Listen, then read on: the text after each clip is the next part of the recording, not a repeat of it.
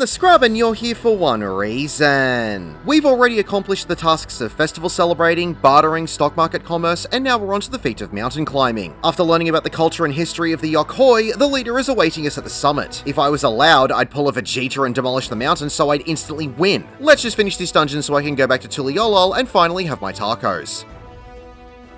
Time to learn about Worqor Zormor. Simplified.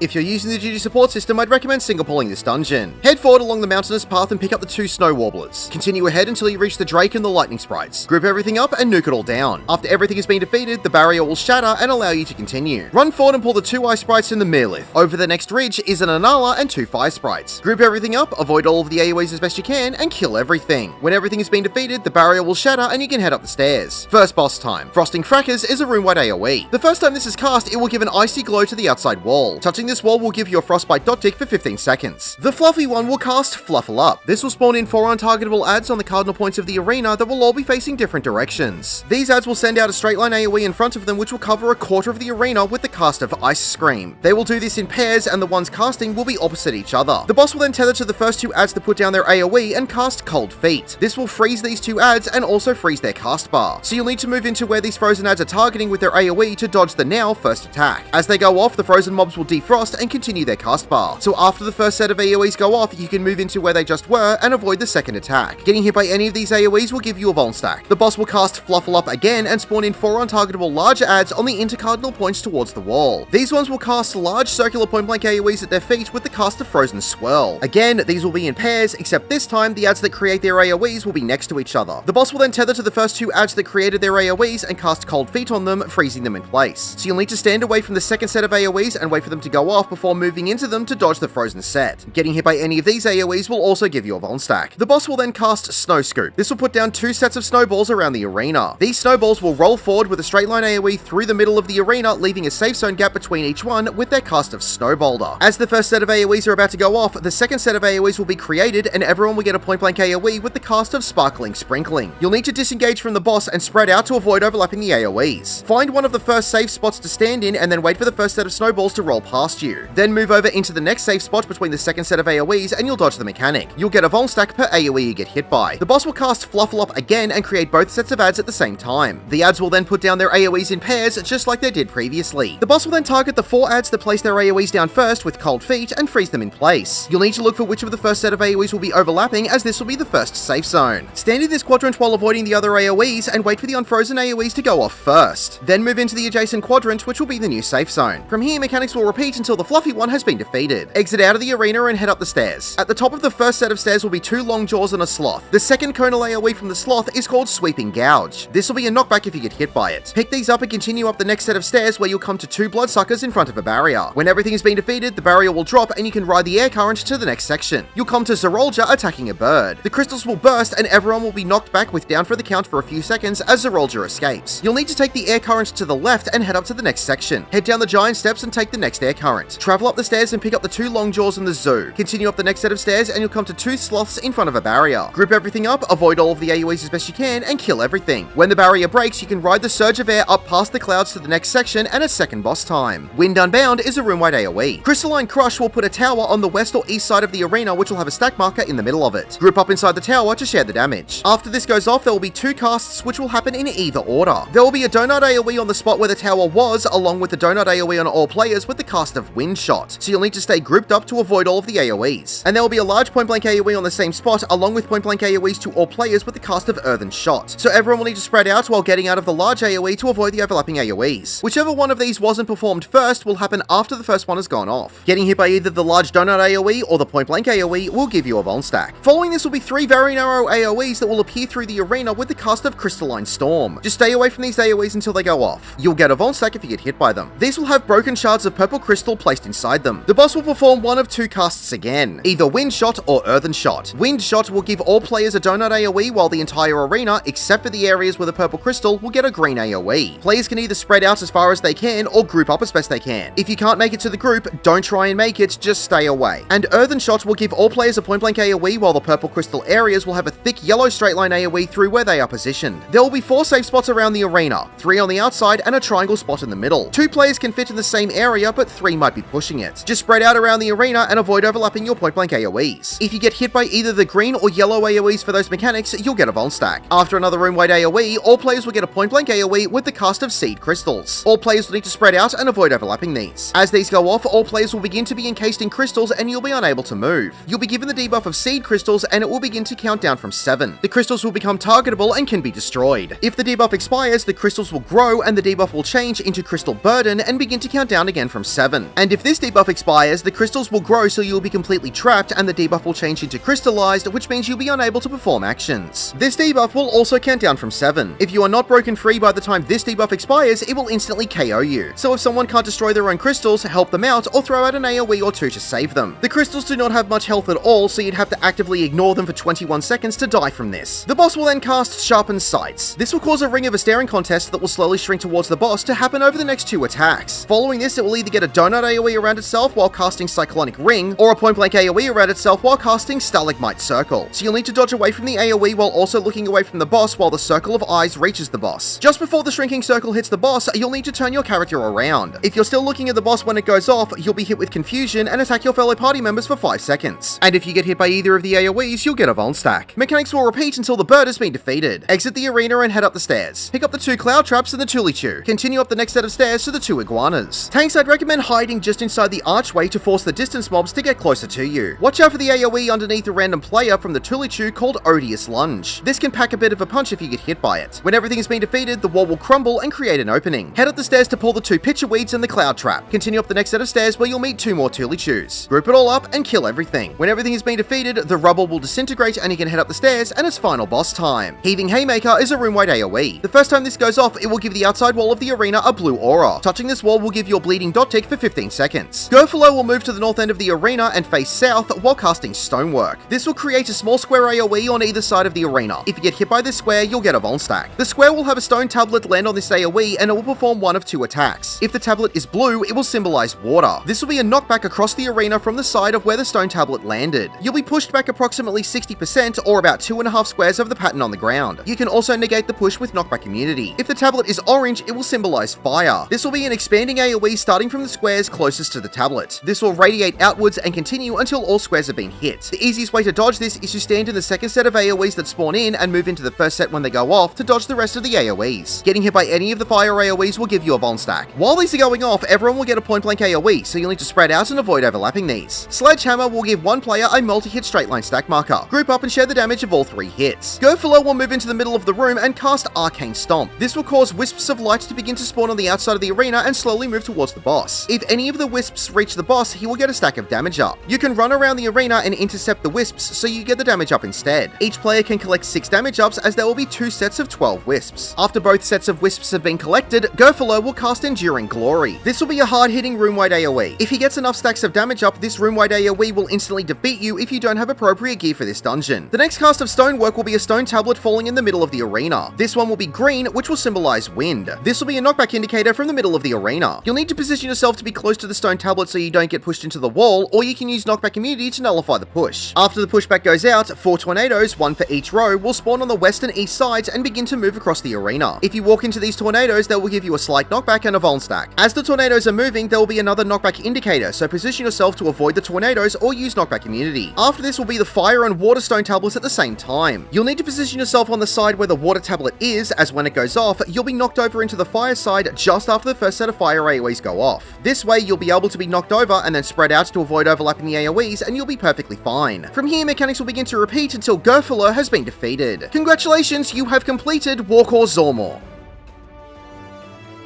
My name is The Scrub. Thank you for watching.